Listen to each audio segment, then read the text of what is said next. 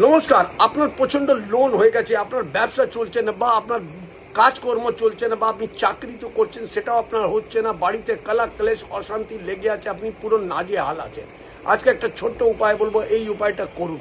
আপনি সোমবারের দিন শিব ঠাকুরের মন্দিরে আপনি চলে যান, আপনার বাড়ির আশেপাশে যেখানেই আছে সেই মন্দিরে গিয়ে আপনি একটা পাত্রের মধ্যে জল নিয়ে শিব ঠাকুরের অভিষেক করবেন আর নিজের মনস্কামনা জানাবেন।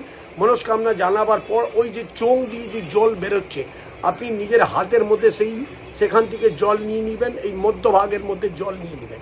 জল নিয়ে নেওয়ার পর আপনি হাত দিয়ে ঢেকে নমঃ শিবায় 11 বার বলে আপনি নিজের মনস্কামনা জানিয়ে ওই মন্দিরের আশেপাশে কোনো গাছ পাশ থাকুক বা কোনো গমলা থাকুক তার মধ্যে ওই জলটা ফেলে দেবেন। এই ক্রিয়াটা যদি আপনি প্রত্যেক সোমবার করেন, আপনার সব কটা গ্রহ ভালো হবে আর আপনার জীবনে কষ্ট দুঃখ দারিদ্রতা থেকে আপনি চট জলদি রেহাই পাবেন। এই ক্রিয়া করে দেখুন।